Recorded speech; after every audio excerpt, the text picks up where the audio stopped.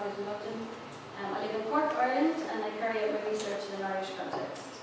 So I've worked for many years as a participatory research teacher with groups of children of all ages and mothers and their children.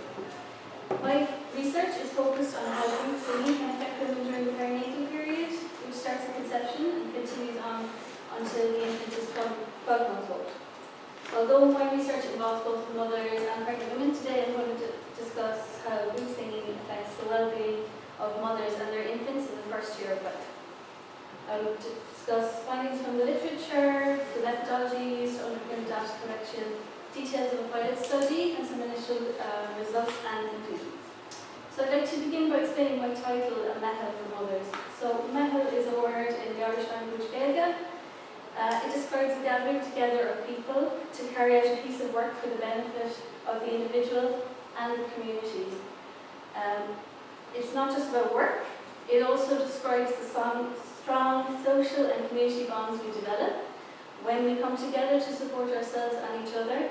And it's just so interesting to hear Jen's talking this morning. This is a very similar concept. Method actually is a really old Irish word, so it's like a concept in Irish culture that has existed for a very long time. So an example of a method would be a group of parents who come together. There's a disused green space in the community. They all work together to transform it into a children's play area. And then the individual benefits because their child is a safe place to play, and the community benefits because everybody else gets to use it as well. In a similar way, I hope that my research will result in the formation of a new type of community group where through singing, perinatal women can receive peer support and more. So there's no direct English translation for method, however the term bonding social capital comes very close. Bonding social capital describes the strong connections and relationships that can be formed between people of similar background or stages of life. And these relationships can provide mutual benefits, including social and personal support, and may contribute to overall well-being. So, here we have my research question. A method for mothers: how does group singing affect perinatal women's perceptions of their well-being, peer support, maternal self-efficacy, singing ability, and creativity? The aim of my research is to create mother-focused singing groups in the community, and therefore understanding women's attitudes to their singing ability, creative potential, and barriers to both is really very important. The presence or lack of peer support and perceived levels of maternal self-efficacy are two really strong pillars upholding a mother's well-being, and therefore need to be considered very carefully. So I'd like to talk briefly about how I came to my research question. So firstly, my own personal experience of pregnancy and early motherhood really influenced the direction that my research took, especially around social isolation and peer support. And secondly, having emerged from the first stage of COVID lockdowns in 2021, I noticed that many of the mothers were coming to my classes having given birth and experiencing early motherhood in a large degree of isolation. And so I changed the structures of my classes to allow the mothers to talk to each other, ask questions, and to seek peer support. And as things began to return to normal, it struck me that this peer support and socialisation was very important, and that developing a safe space in the community with other mothers was needed. So although there's several different types of mother and baby groups, they generally focus on the infant and especially on infant development. Therefore, I wanted to create a space that prioritised facilitating the support for the mother as she navigated her new identity. So a really important question to ask at the outset is, why sing? Why not organise coffee mornings or any other type of mother and infant class? And the answer to that lies in the transformative power of singing. So for the general population, singing improves our breathing by increasing our oxygen levels and lung capacity, and is therefore really beneficial to people with anxiety and respiratory conditions. It lowers blood pressure and pulse rates, it lowers stress, and is particularly effective in improving mental health conditions, including depression and postnatal depression. Furthermore, when we sing with other people, we experience social benefits, including a sense of belonging and connection, as well as the amelioration of loneliness. In 1975, the American anthropologist Dan Raphael coined the term matrescence to describe the perinatal period as a new developmental stage of a woman's life. Just as a child transitions through rapid physical, emotional, and hormonal changes in adolescence, New mothers experience significant changes in their bodies during pregnancy and early motherhood. Women can also experience intense changes to the social structures of their lives and the kinds of friendships and peer support that they receive and that need at this time. Also known as the fourth trimester, the perinatal period can be a vulnerable time for women with an increased need for peer and other support. Singing has a really powerful effect on our hormones and has been shown to lower cortisol, the stress hormone, while simultaneously increasing endorphins, which are the happy hormone, and oxytocin, also known as the love hormone. And this can result in a reduction of anxiety and stress and an increase in positive mood and emotion. The release of oxytocin when singing also enhances feelings of bonding and social closeness with other members of the group and with one's baby. Interestingly, these hormonal changes are far more pronounced when we sing with other people in a group as opposed to singing alone by ourselves. Maternal singing can also influence the infant's hormones as it modulates cortisol levels and reduces physiological distress in infants. For example, during vaccine procedures, it's been shown that maternal singing has been found to benefit both mother and baby by reducing the pain response in the infant and decreasing anxiety in the mother. In 2022, the European Commission carried out a Europe-wide survey called the EU Loneliness Survey. And the survey identified Ireland as the country with the highest level of self-reported loneliness in the EU, with over 20% of respondents identifying as feeling lonely most or all of the time. Loneliness is associated with negative psychological conditions, including depression and anxiety. And just on the back of that survey in 2023, some academics and other people came together and formed a loneliness task force in Ireland, just such as the severity of the problem in Irish society.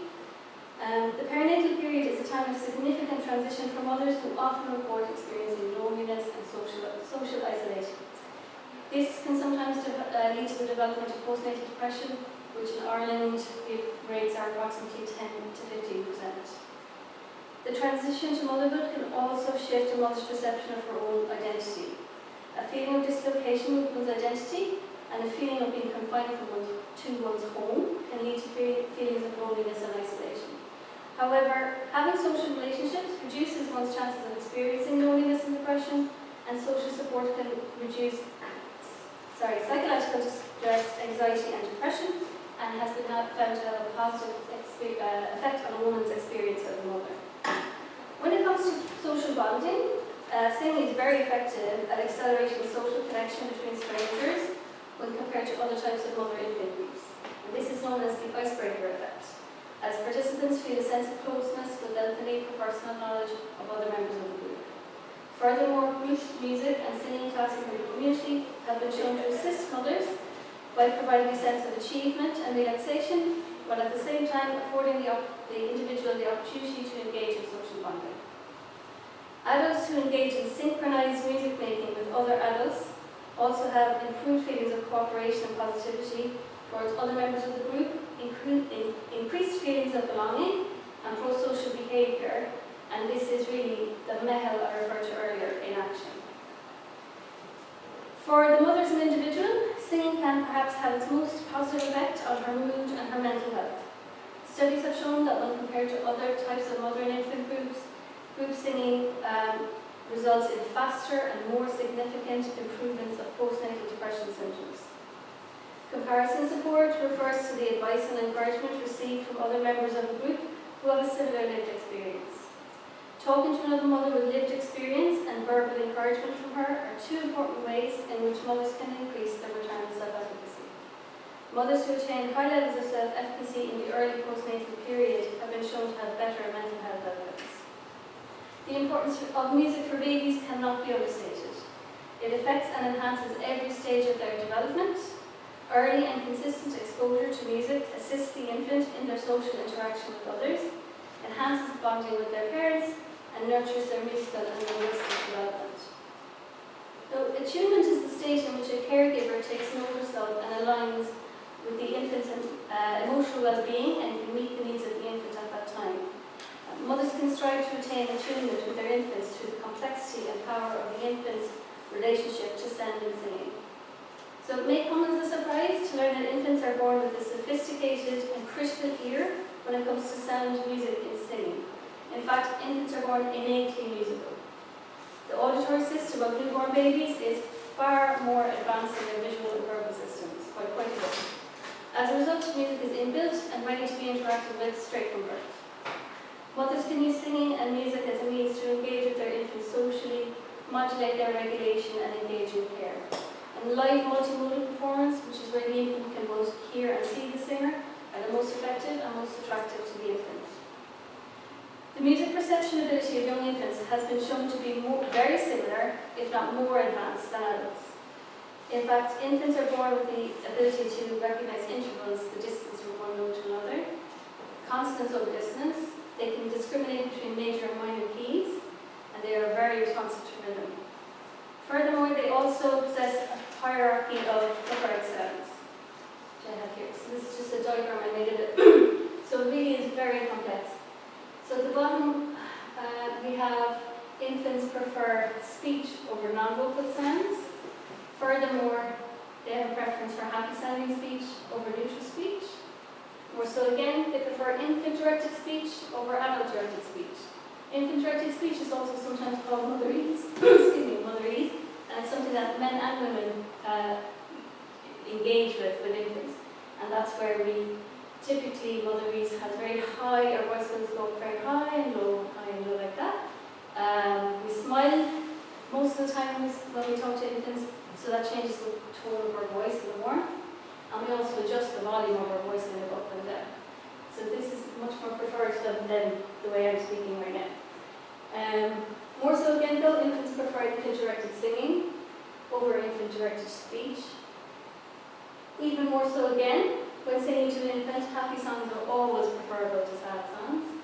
And top of the list by quite a distance is maternal singing. So basically, what infants want most of all is their mother singing to them.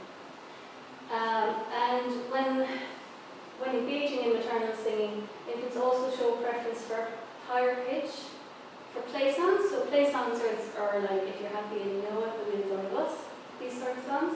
And they prefer lower, calmer pitch for lullabies, which are very effective for sleep. Interestingly, when an infant is distressed, they prefer a play song.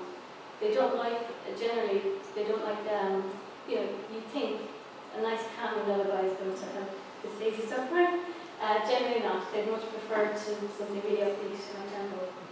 Also, when being sung to by anyone who isn't their mother, basically, they prefer familiar over unfamiliar songs.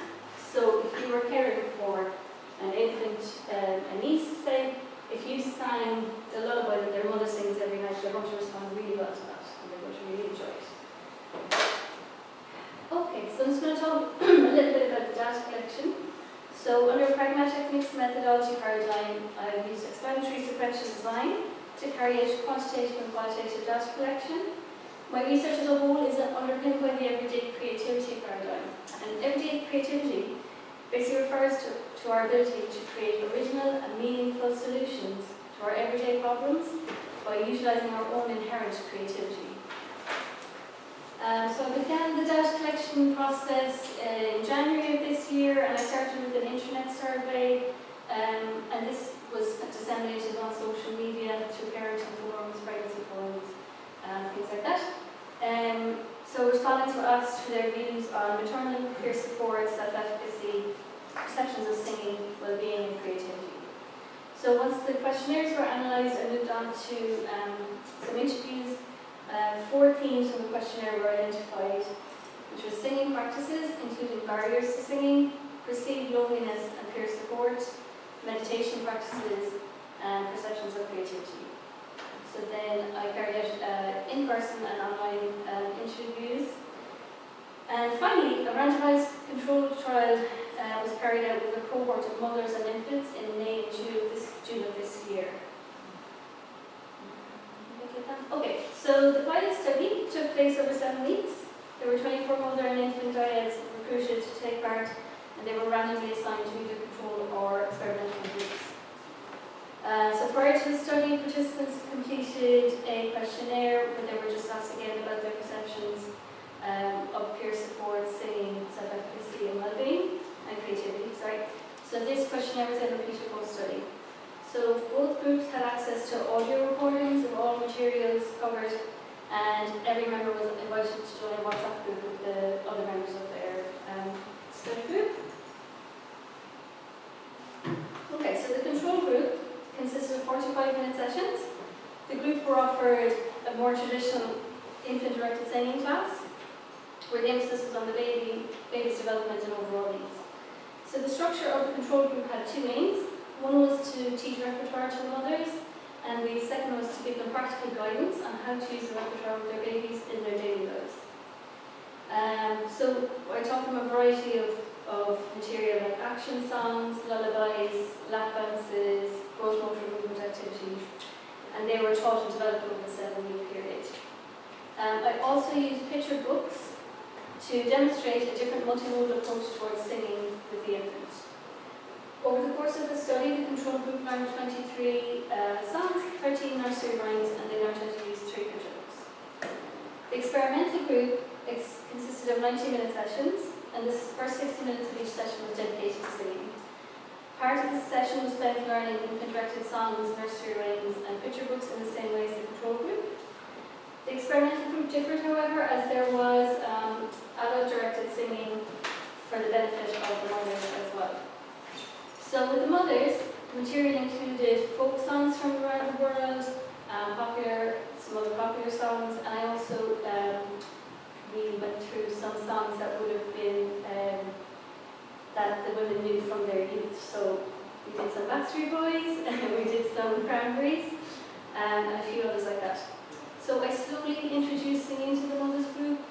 At the start it was very simple, repetitious melodies, and then by the end of the study we had developed learning to sing in canon and learning how to sing simple harmony. So the idea, I guess, from the outset was that the control group would have the more traditional infant singing, and that the experimental group were kind of engaging in mostly adult-directed singing. But an interesting thing kind of happened early on in the study, which was that I found that the control group seemed to be enjoying the sessions, and they were really engaging with each other quite a bit, much more so than the experimental group. So I shifted the focus of the experimental group onto more infant-directed singing with less adult-directed singing, and they worked really, really well, and there was an immediate difference and a positive change. In both groups, I saw real joy in the mothers when they saw how their babies reacted positively to their singing.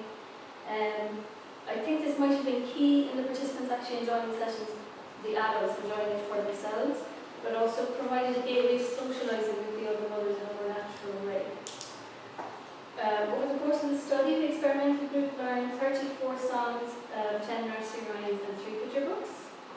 So the experimental group also had access to a Google Classroom forum, which contained book recommendations, articles, book recommendations, recipes, signposts for support, and guided meditation.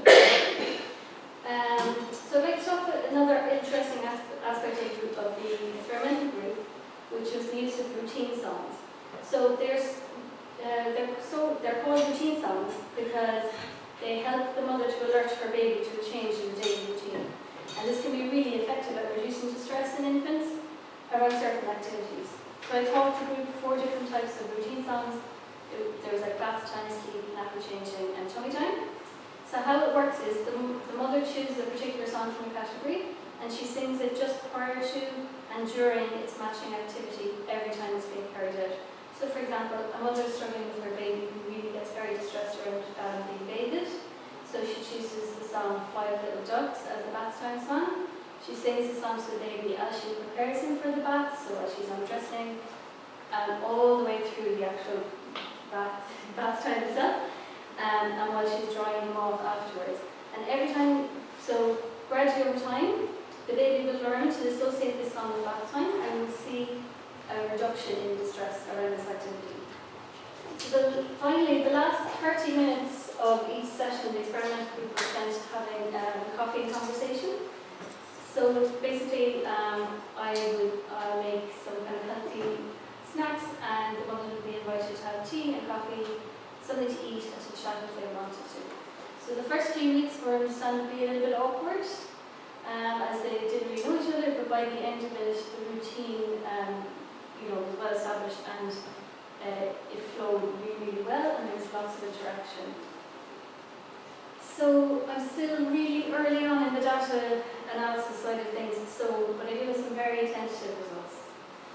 So first, this was interesting to me because pre and post study, the participants were asked to fill in this 5-item wellbeing scale from the World Health Organization called the WHO 5 Wellbeing Scale. And this is just about general feelings of well-being. So far what I can see overall in both groups, there doesn't seem to be a very large change in their reported well-being, but I haven't analysed the individual responses yet. However, in other parts of the questionnaire, I was able to see changes in well-being in terms of maternal self-efficacy and peer support from the participants. Interestingly, the control group had a really positive experience and seemed to gain a lot from it. It was interesting because they seemed to interact with each other and really get that peer support from each other, and they thrived really throughout the process.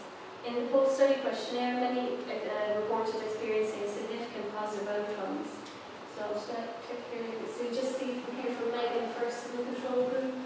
Quiva is a bit of a miracle for me, and I'm so grateful we were on the music, and I think we'll have that connection forever. So that was really interesting.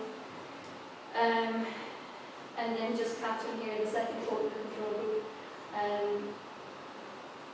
Just the different elements being able to bond with her baby, to socialise with the other woman and interact is a really positive experience for her. The experimental group, on the other hand, seemed to have largely enjoyed their experience, but not to the same extent as the control group. However, singing songs from the mother's young adulthood was a successful element of the experimental group. And just to see Chloe's quote here at the bottom, I just thought that was interesting, about it made some of the mothers think about their own identity pre-motherhood. So next is the infant's feedback. So this was something that came across really strongly in both groups. They reported the positive impact from the feedback from their babies having them while they were singing. And this feedback can take many forms like smiling, laughing, arm and leg flapping. Some reported feeling more closely bonded to their babies, increased maternal self-efficacy, and just joy at being able to do something that made their babies so happy. The control group used their WhatsApp group to ask each other questions and to arrange meetups, pretty extensively. And post-study, many reported making genuine friendships throughout the process, which was a surprising but welcome outcome to many of them. The experimental group did not report a similar outcome. Finally, having a singing toolkit that could be used anywhere at any time, and most importantly, knowing how and when to use it, was perceived to be a powerful asset to the participants' parenting skills. In the experimental group, some expressed feelings of increased maternal self-efficacy because they used the routine songs we talked about earlier in their baby's daily life, and they noted seeing a decrease in distress in their babies around certain activities. Okay. Oops. So that's just a picture of us here in the control group. This is like this out above the room. Very simple. I was really conscious that everything had to be as simple as possible because the whole idea is it's the mother's voice and singing that is important. And if you're in a shopping centre and a baby's crying, it has to be simple and to the point. So I just have a few initial conclusions. So the first is the experimental group. There were older babies who were crawling in the experimental group. The mothers found it kind of distracting, whereas in the control group, all of the babies here were pre-crawling, and so it just worked much better. The mothers were able to concentrate, and the babies were taking it all in. So it was, so I think the type of class I aim to do is really suitable for newborns for crawling. Both of the groups in the pilot study seem to gain the most benefit from singing to and for the benefit of their babies. And singing for the mother's benefit was still welcomed in the experimental group, especially when singing songs from the mother's youth. However, when singing to her baby, the mothers received the immediate positive impact of her infant, as well as potential positive hormonal changes within herself. And singing also seemed to elicit the icebreaker effect I talked about at the beginning among the mothers. Both groups reported extensive use of the audio recordings and found them really helpful to help them learn material between sessions, and playing them at home or in the car was also reported to be really helpful because the ladies obviously got to know the material much better as well. Finally, having the opportunity to relax and just get to know each other and having the time to sit and talk with other mothers in a really organic way was a really successful feature of the group. In the experimental group, although they didn't use the WhatsApp group extensively, they were still able to actually just talk to each other in person, and they were able to engage in peer support in that way if they wanted to. So that is the conclusion of my talk today. Thank you so much for your attention and for coming, and I'd say I have time for questions, right? You've got time, just a couple of minutes for questions, yeah?